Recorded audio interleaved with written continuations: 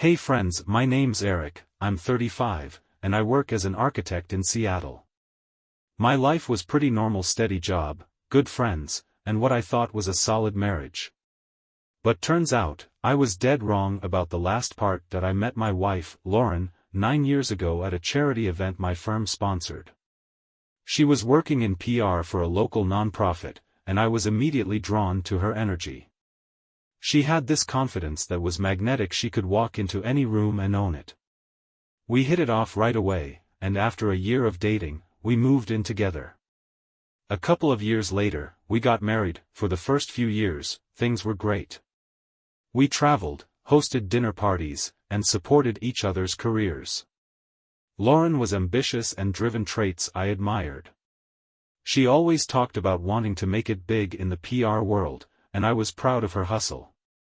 But somewhere along the line, things started to shift. About a year ago, Lauren landed a new client, a high-profile tech entrepreneur named Mark. He was one of those flashy startup guys who'd made millions overnight. She was thrilled about the opportunity, and I was genuinely happy for her. But then the late nights started. The client dinners that ran into the early hours, the sudden weekend trips for business that she never used to take. At first, I didn't think much of it. I trusted Lauren. We'd been through so much together, and I never had a reason to doubt her. But then the little things started piling up. She became more secretive with her phone, snapping at me for asking simple questions about her day. The warmth in our relationship began to fade, replaced by this cold distance I couldn't explain. That I chalked it up to stress, until the night everything came crashing down. It was a Friday night, the kind where you expect to relax with your spouse, maybe order takeout and binge-watch a show together. But around 5 p.m., Lauren texted me, saying she had a last-minute business dinner with Mark, her high-profile client. She claimed it was important, something about finalizing a deal. I shrugged it off at first. After all, this wasn't the first time she had to meet with him. But there was something about the way she phrased it this time that rubbed me the wrong way. Hours passed. No updates. No calls. Just silence. Around 11 p.m., I sent her a text, "Everything okay? When will you be home?" No response. Midnight came and went, and by 1 a.m., I was pacing the living room, my mind racing with worst-case scenarios. It wasn't just about her being late, it was the fact that this was becoming a pattern. And for the first time, I couldn't shake the feeling that something was seriously wrong. Finally, at 1:45 a.m., I heard the key turn in the door. Lauren walked in like nothing was out of the ordinary. She looked surprised to see me still awake, though I couldn't tell if it was genuine or just an act. "Oh, you're still up," she said, tossing her purse onto the counter. It was a long dinner. Mark had a lot to discuss. Her tone was casual, almost dismissive. But her eyes? They didn't meet mine.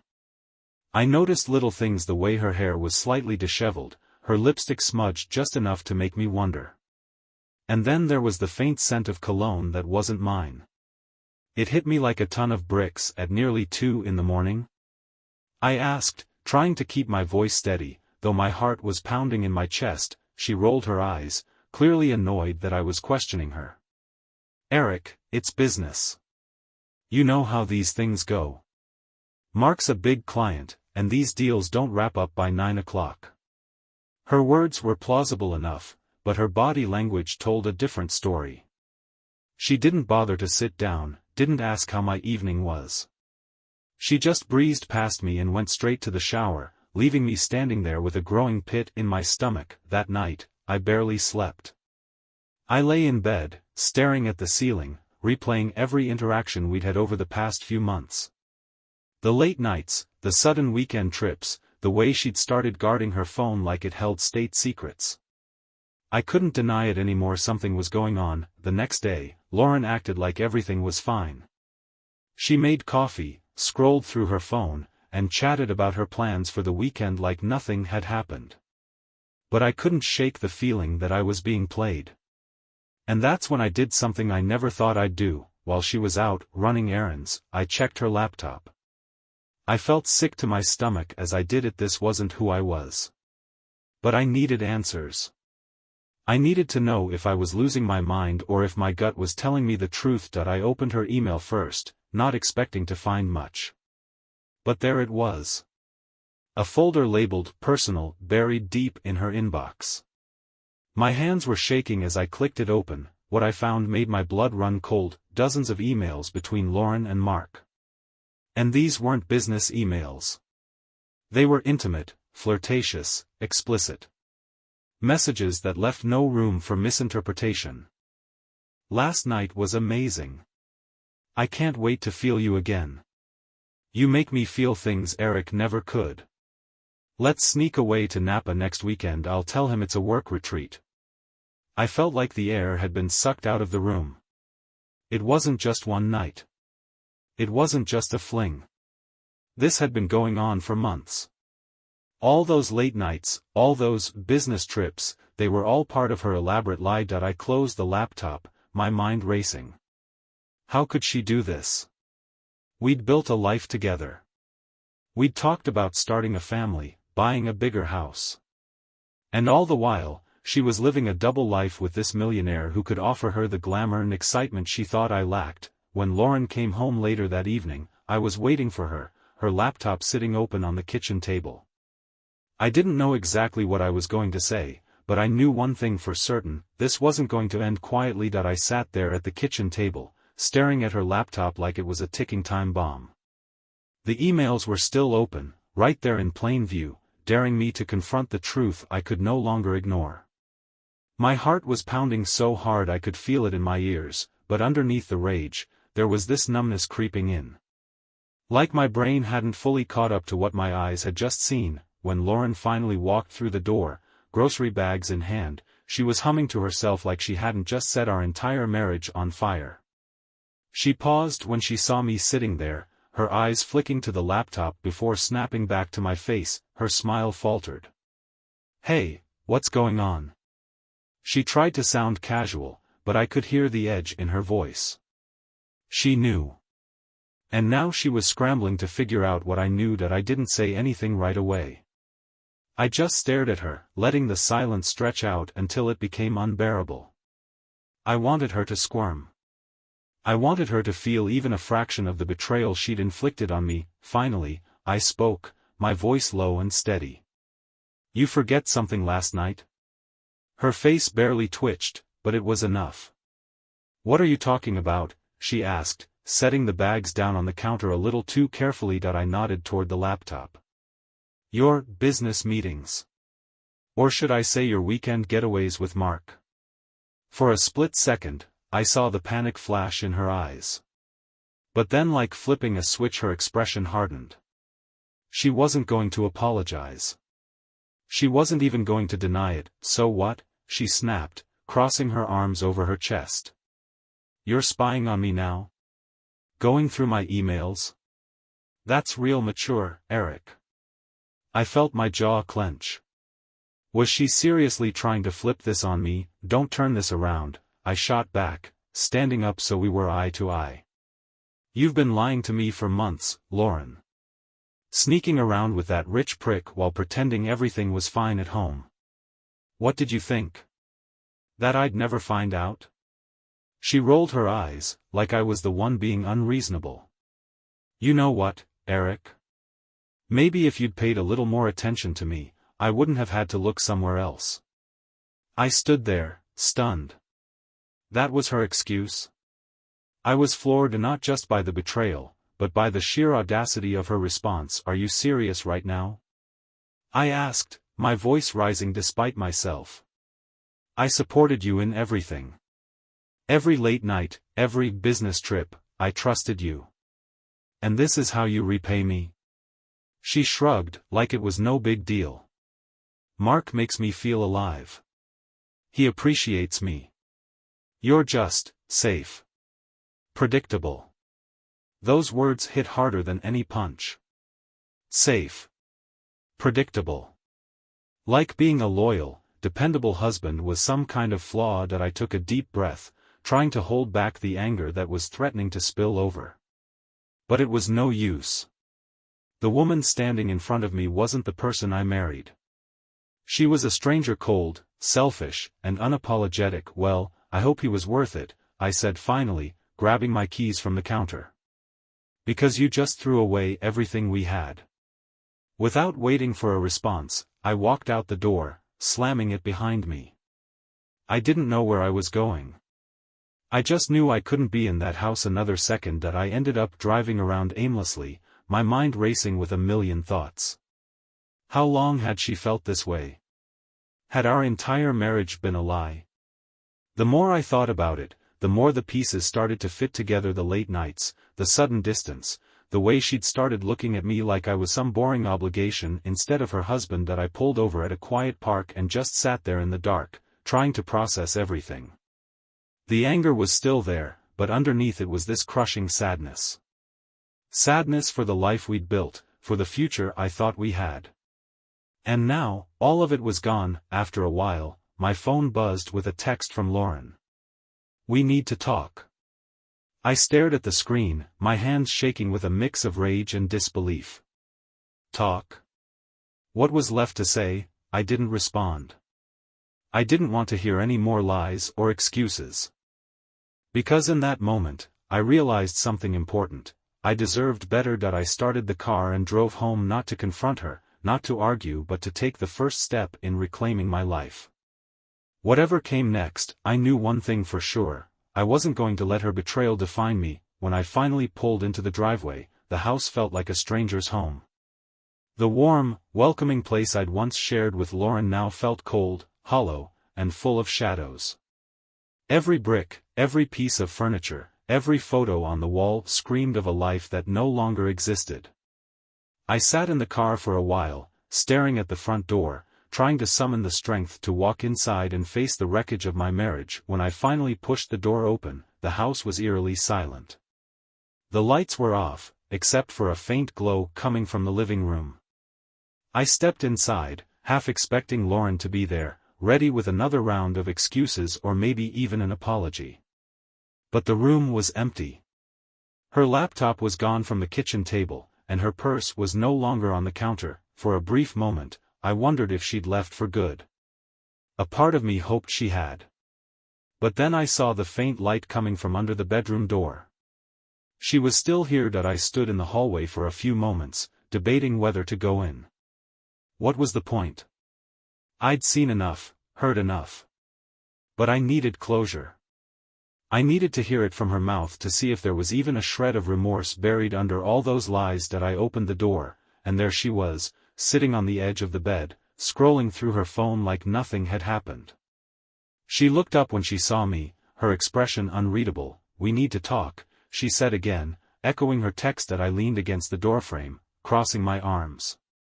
"Oh, now you want to talk?" She sighed, setting her phone aside. "Eric, I know you're angry. But can we just be adults about this? Be adults?" The irony of that statement almost made me laugh. She'd been sneaking around behind my back for months, and now she wanted to play the maturity card. "All right," I said, my voice tight. "Let's talk. You first." She looked at me for a long moment, like she was trying to figure out the best angle to spin this. But there was no spinning it. The truth was already out. "I didn't mean for it to happen," she started, her voice softer now. "Mark and it just kind of happened. I wasn't looking for anything. But he made me feel things I hadn't felt in a long time. I felt my stomach twist. Things you hadn't felt because you chose to check out of this marriage, Lauren. Don't act like this was some accident. You made a choice. Over and over again." She flinched at that, but quickly recovered. "It wasn't just about him, Eric. It was about us. We've been stuck in this routine. You never wanted to try new things. You were always so focused on work, on your projects. I felt like I was invisible." Her words stung, but not because they were true. They stung because she was rewriting our history to justify her betrayal. I'd supported her through everything: her career changes, her late nights, her ambitions. I'd been there every step of the way, and now she was painting me as the villain in her story. So instead of talking to me, I said, my voice low and steady, you ran off with some millionaire who could flash his money around and make you feel special for a few hours. She stood up then, her eyes flashing with anger. You don't get it, Eric. It wasn't just about the money. It was about feeling alive again. Mark made me feel like I mattered. I stared at her, feeling a strange sense of calm wash over me. The woman standing in front of me wasn't the person I fell in love with. That woman was long gone, replaced by someone I didn't recognize and frankly, someone I didn't want to know anymore. Well, I said quietly, I hope he keeps making you feel alive. Because we're done. For a moment, I thought she might protest, maybe even beg for another chance. But instead, she just nodded, like she'd been expecting it all along. I'll pack my things, she said, her voice flat that I didn't stick around to watch. I walked out of the bedroom, down the hall, and out the front door. I stood on the porch, breathing in the cool night air, feeling the weight of the past few hours settle over me. It was over. The marriage, the lies, the facade, we were done. I stayed outside until I heard the door open behind me. Lauren walked out with a suitcase in one hand and her purse slung over her shoulder. She didn't say anything, didn't even look at me. She just walked to her car, tossed her things in the back, and drove off into the night. I watched her taillights disappear down the street, and for the first time in a long time, I felt something close to relief. The nightmare was over. But the road ahead was still unclear. I went back inside, closed the door, and leaned against it, letting out a breath I hadn't realized I was holding. The house felt emptier than ever, but it also felt like mine again. And now, it was time to figure out who was without her. The silence in the house after Lauren left was deafening. It wasn't just the absence of her voice or the sound of her heels clicking on the hardwood floor, it was the absence of us. The life we'd built, the plans we'd made, the future I thought we had, it all evaporated the moment her car disappeared down the street. I sat on the couch, staring at the blank TV screen, trying to process the wreckage of the last 24 hours. Part of me still couldn't believe it had happened.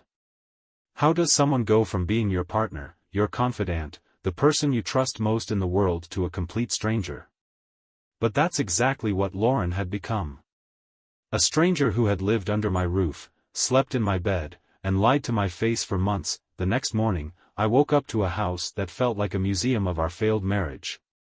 Her perfume still lingered faintly on the pillows, her coffee mug was still in the sink, and the closet was half empty, a stark reminder of everything she'd taken with her, both physically and emotionally. I knew I couldn't keep living in that space, surrounded by memories that now felt like ghosts. So, I started purging. I grabbed a few trash bags and began tossing anything that reminded me of her: the framed photos from our vacations, the little trinkets she'd collected from work trips, even the blanket she insisted we keep on the couch because it tied the room together. It was like ripping off a band-aid, painful at first but necessary. With every item I threw away, I felt a tiny piece of the weight lift off my shoulders, but no matter how much I cleaned, I couldn't scrub away the betrayal that had seeped into the walls of our home. It was everywhere. In the kitchen where we used to cook dinner together, in the bedroom where we'd whispered dreams about the future, in the living room where we'd laughed at stupid TV shows. Everything was tainted now. That's when I made the decision I was going to sell the house. It wasn't an easy choice. This had been our first home together, the place where we thought we'd start a family.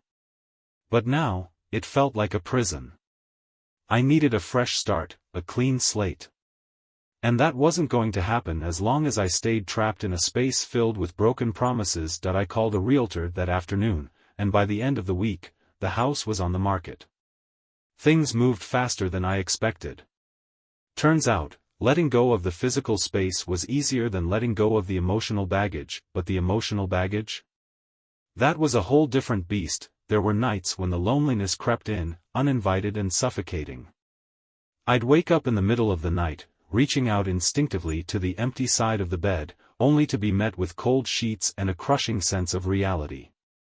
I wasn't just grieving the loss of my wife, I was grieving the life I thought we had. I tried to keep busy. I threw myself into work, picked up new hobbies, even reconnected with friends I hadn't seen in years.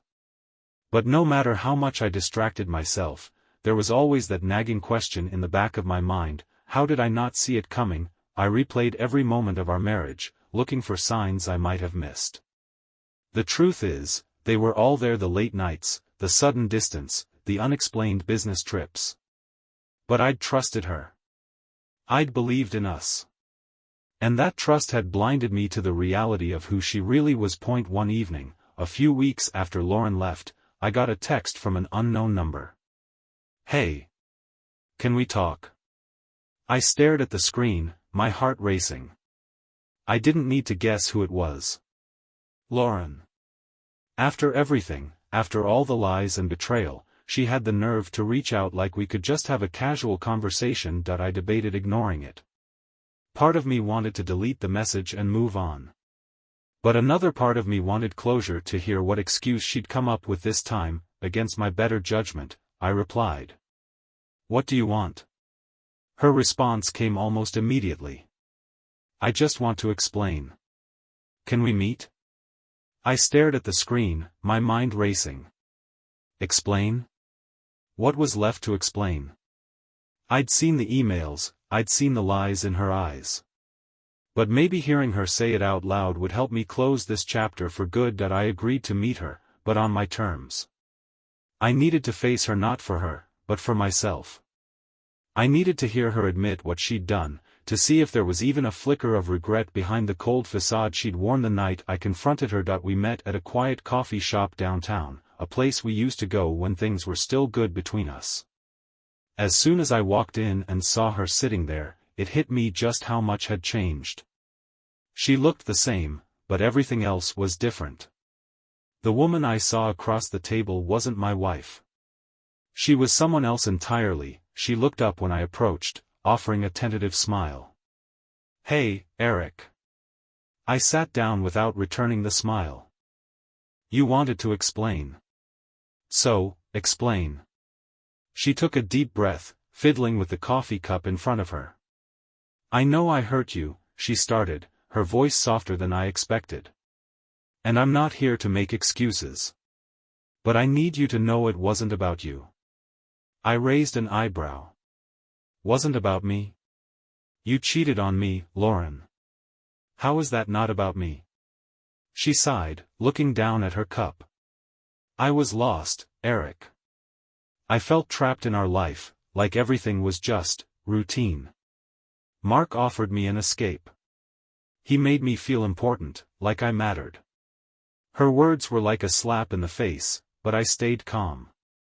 "I'd come here for answers, not another fight." "You mattered to me," I said quietly. "But that wasn't enough for you, was it?" She looked up, tears welling in her eyes. "I didn't know how to fix us, Eric. I didn't know how to tell you I wasn't happy." I nodded slowly, letting her words sink in. It wasn't just about the affair. It was about the fact that she gave up on us without even trying. And that was something I could never forgive. "Well," I said, standing up, "I hope you found whatever it was you were looking for. Because you've lost everything else." I walked out of that coffee shop feeling lighter than I had in weeks. I didn't need her apology. I didn't need her excuses. I had my closure, and now, it was time to move on. Not just from Lauren, but from the life we'd built together. It was time to start over, to rebuild, not as the man she betrayed, but as the man who survived it. After that final meeting with Lauren, something inside me finally shifted. It wasn't immediate, it wasn't like flipping a switch, but it felt like the beginning of the end of the emotional storm I'd been trapped in. Hearing her admit to what she'd done didn't erase the pain, but it gave me the clarity I needed. She had chosen her path, and now it was time for me to choose mine. That I went back home that evening and looked around the house, realizing for the first time that it no longer felt like ours. It was just mine now. And with that realization came a strange sense of freedom. I didn't have to carry her betrayal anymore. I could let go of the anger, the resentment, and start focusing on rebuilding my life on my own terms. The next morning, I woke up with a new sense of purpose. I decided it was time to make some changes, not just to the house, but to my entire routine. I wanted to strip away everything that reminded me of Lauren and create a life that was entirely my own. First, I tackled the house. I repainted the walls, rearranged the furniture, and even bought a new bed. It wasn't just about aesthetics, it was about reclaiming my space. Every brushstroke, every new piece of furniture felt like I was scrubbing away the remnants of our failed marriage. I boxed up the last of her things and dropped them off at a donation center without a second thought. It felt good, liberating, even, but physical changes could only do so much. I needed to work on myself, too. I started going to the gym more regularly, not just to blow off steam but to take care of my body in a way I hadn't in years. I picked up hobbies I'd long forgotten about: photography, hiking, even playing the guitar I'd let gather dust in the corner of the living room. It felt like I was reconnecting with parts of myself that had been buried under the weight of a marriage that wasn't what I thought it was. And then there were the people. I realized how much I'd isolated myself during my marriage. Lauren had this way of pulling me into her world, and somewhere along the line, I'd lost touch with my friends, with the people who mattered. So, I reached out. I reconnected with old friends, started saying yes to invitations I would have previously ignored, and allowed myself to be surrounded by people who genuinely cared about me. One night, while out with some friends at a local bar, I found myself laughing, really laughing for the first time in what felt like forever. It wasn't forced or fake, it was genuine. And in that moment, I realized I was finally starting to heal. But healing isn't a straight line. There were still nights when the loneliness crept in, when I'd catch myself thinking about what could have been. The what-ifs were the hardest part. What if Lauren had been honest? What if we tried to fix things instead of letting them fall apart? But I knew those questions didn't matter. The past was the past, and no amount of overthinking was going to change what had happened. One evening, a few months after Lauren had left, I got an unexpected message on social media. It was from Mark, the millionaire she'd cheated on me with. At first, I thought it was some kind of prank, but as I read the message, I realized it was very real. "Hey, man. I know you probably don't want to hear from me, but I felt like I needed to reach out. I'm not proud of what happened, and I wanted to apologize for my part in it. I didn't know things were as serious between you and Lauren when we started seeing each other. I'm sorry." I stared at the screen, a mix of disbelief and amusement washing over me. An apology from the guy who helped blow up my marriage? I didn't know whether to laugh or throw my phone across the room. But after a moment, I realized something important. I didn't care what Mark had to say. I didn't care about his apology. Because he wasn't the one who betrayed me. Lauren had made her choices, and so had I. And my choice was to move on. I deleted the message without responding and felt a surprising sense of satisfaction. It was like closing the last door to a chapter one no longer needed to revisit. Life continued, and with each passing day, the weight of Lauren's betrayal felt lighter. I wasn't just surviving anymore, I was thriving. I wasn't defined by what she had done to me. I was defined by how I picked up the pieces and rebuilt my life. A few weeks later, I met someone. Her name was Rachel. We met at a local art gallery, one of those random, unexpected encounters that you don't see coming but somehow feels perfectly timed. She was kind, funny, and had this effortless way of making me feel at ease. We started talking about the exhibit, then about life, and before I knew it, we'd been chatting for over an hour. It wasn't a whirlwind romance or some dramatic rebound, it was simple, easy, and refreshing. She didn't know my baggage, and I didn't feel the need to unload it on her right away. We just enjoyed each other's company, one day at a time. As things progressed with Rachel, I realized something important: I could trust again. I could open my heart without fear of being shattered. Because the truth was, I had survived the worst of it. And now, I was stronger, wiser, and ready to embrace whatever came next. One night, as Rachel and I sat on my newly redecorated couch, in my space, I felt a sense of peace wash over me. She looked at me, her eyes warm and genuine, and said, "You seem different than when we first met. Happier. And she was right. Because in the end, Lauren's betrayal didn't break me. It set me free. Time has a strange way of blurring pain. What felt like an unbearable weight just months ago now felt like a distant memory, sharp around the edges but dull in its ability to hurt me the way it once did. Life had moved on, and so had I. Rachel and I had been seeing each other for a few months now. It wasn't some fairy tale romance, but it was real. There was no pretense, no games, and most importantly, no secrets. She knew about my past, not all the gory details, but enough to understand why trust was a big deal for me. And she never made me feel like I was carrying baggage. If anything, she made me feel like I was finally unpacking it. One evening, we were at a small rooftop bar overlooking the city. It was one of those perfect summer nights where the breeze was just right, and the city lights looked like they were dancing just for us.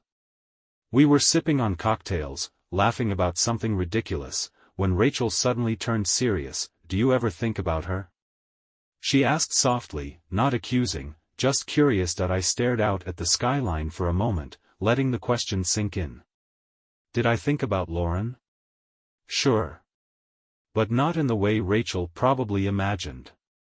It wasn't longing or regret. It was more like remembering a bad dream. You wake up, you shake it off, and you're grateful it's over. Not really, I admitted, turning back to Rachel.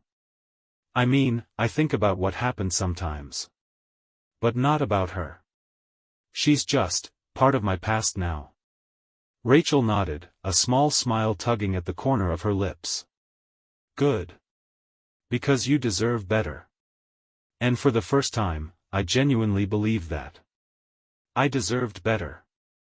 Not just in a relationship, but in every aspect of my life. Better friendships, better boundaries, better self-awareness. Lauren's betrayal had taught me that.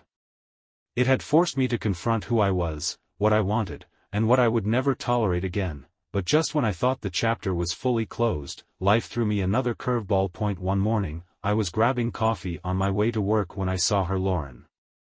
Of all the places in the city, she just had to walk into my favorite coffee shop. She looked almost exactly the same, but there was something different about her. Maybe it was the way she carried herself, or maybe it was just the fact that I wasn't seeing her through the lens of love anymore. She spotted me almost immediately.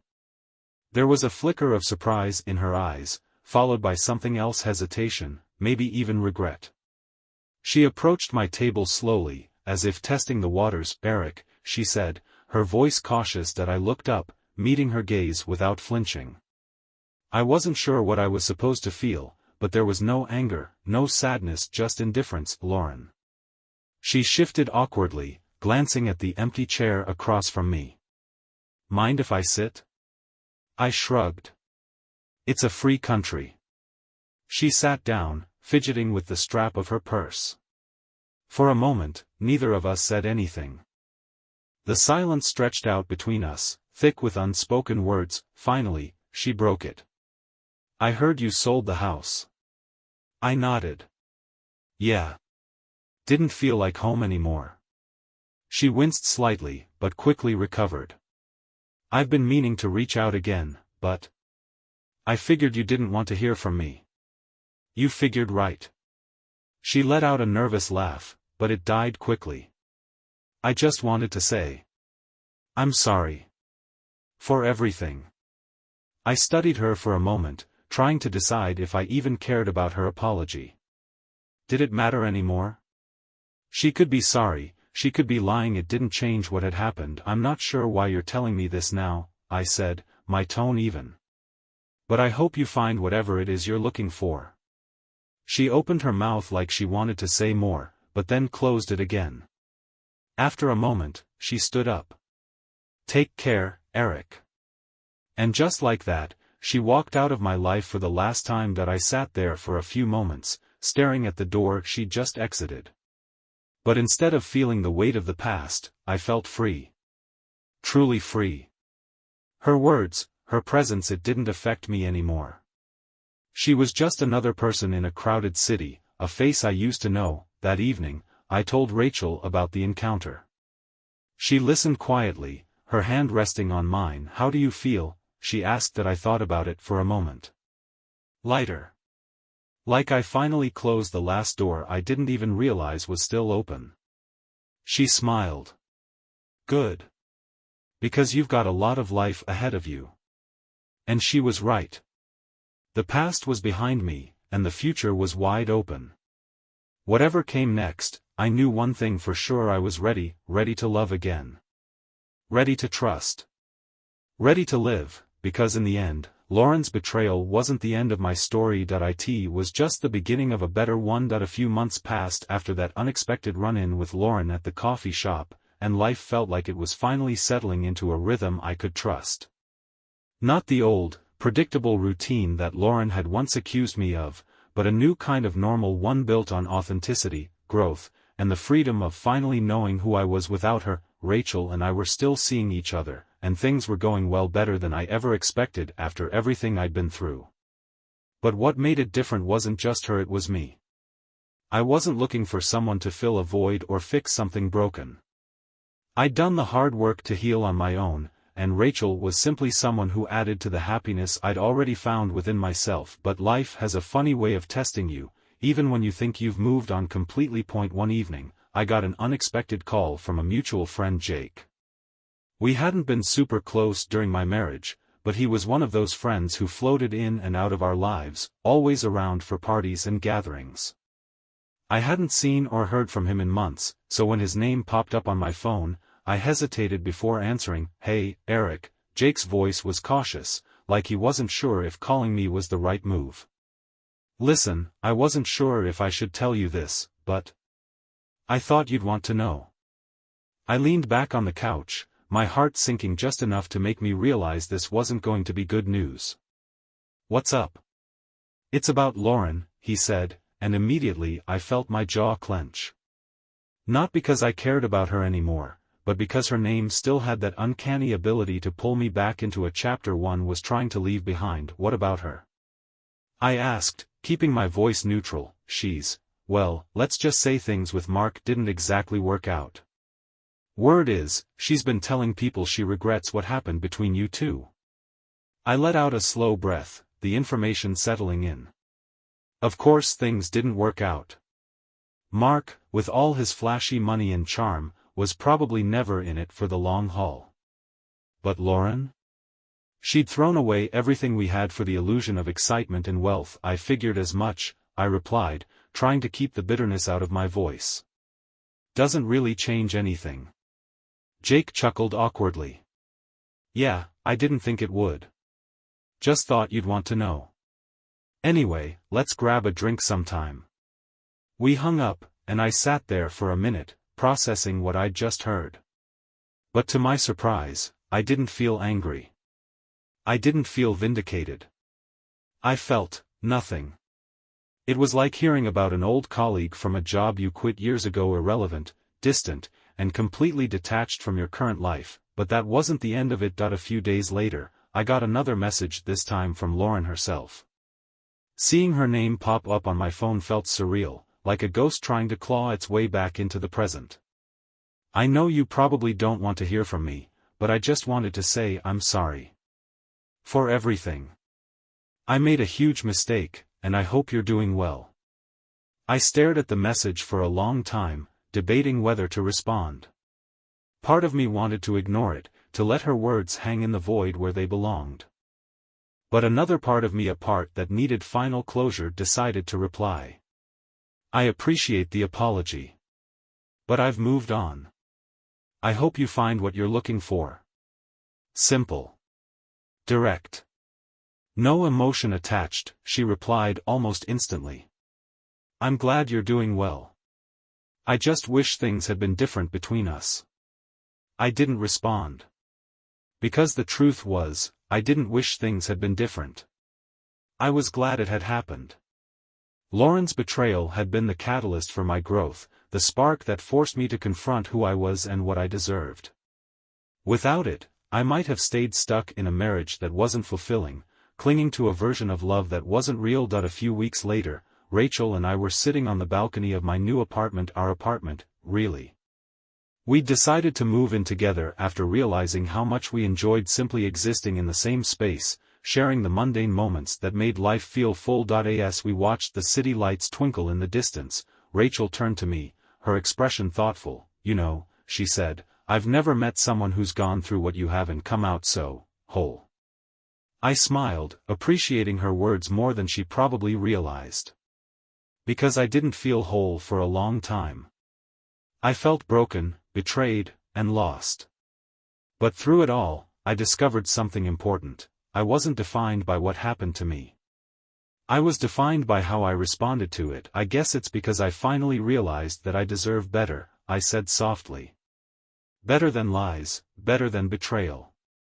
And better than settling for something that doesn't make me happy. She squeezed my hand, her eyes shining with something that felt a lot like love. And you've got better now. And she was right that I had better. I had peace. I had clarity. But most importantly, I had myself. And that was something no one, not even Lauren, could ever take away from me. As we sat there in the quiet, watching the world go by, I felt something I hadn't felt in a long time, contentment, because in the end, Lauren's betrayal wasn't the end of my story. It was the beginning of a better one, a story about resilience, growth, and finding happiness in the most unexpected places, and that's the story I'm living now.